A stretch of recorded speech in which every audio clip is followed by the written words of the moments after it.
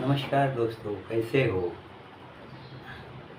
मैं आज आपको दक्ष राजा, पौराणिक कथा दक्ष राजा की वो बता रहा हूँ।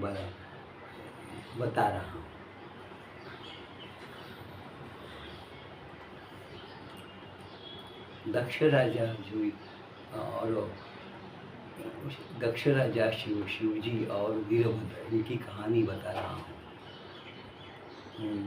दक्ष राजा की जो बेटी थी पार्वती, उन्होंने शिव शंकर जी से शादी किया। शादी करने के बाद में वो एक दिन दक्ष राजा जी ने यज्ञ करने का सोचा, किया। तो उस यज्ञ में अपने बेटी को आमंत्रण दिया, लेकिन दामाद को नहीं दिया, श्री शंकर जी को नहीं दिया। तो शंकर जी क्रोधित हो उठे। तो फिर उन्होंने अपनी जटा से एक बाल निकाल के जमीन पर, पहाड़ पर पटक दिया। तो उससे वीरभद्र, शंकर जी का दूसरा रूप वीरभद्र नाम के स्वामी उनका जन्म हुआ। तो वीरभद्र जी को शंकर जी ने आज्ञा दी कि जाओ और दक्ष राजा के जो यज्ञ चालू है उसे विध्वंस कर दो। और लेकिन इसके पहले क्या हुआ, तो पार्वती जी ने वहाँ जाकर उनका अपमान हुआ। इसके लिए वो पार्वती जी ने उस यज्ञ कुंड में आत्मदहन किया। तो ये जो बात है वो शंकर जी को मालूम पड़ा।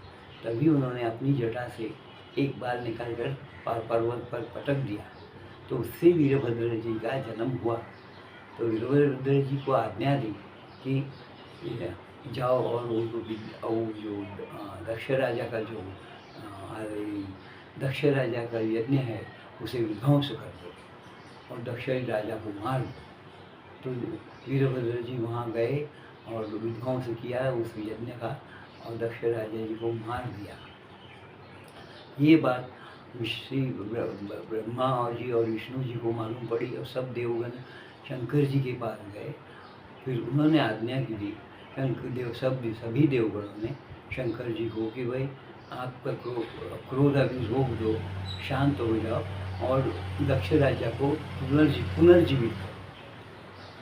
फिर शंकर जी शांत हुए और उसी समय उन्होंने दक्ष राजा को पुनर्जीवित किया। और ये जो है ये कर्नाटक राज्य में रामदुर्ग जिले में गोडची नाम का गांव है। वहाँ पे उनका बड़ा मंदिर है वीरभद्र स्वामी जी का। तो वीरभद्र जी का स्वामी जी का हर मंगलवार को वहाँ पूजा होती है। तो ये पौराणिक कथाएं है और इनके लिए आप सब्सक्राइब करें और लाइक करें। ऐसी कथा है। नमस्कार, जय हिंद, जय भारत।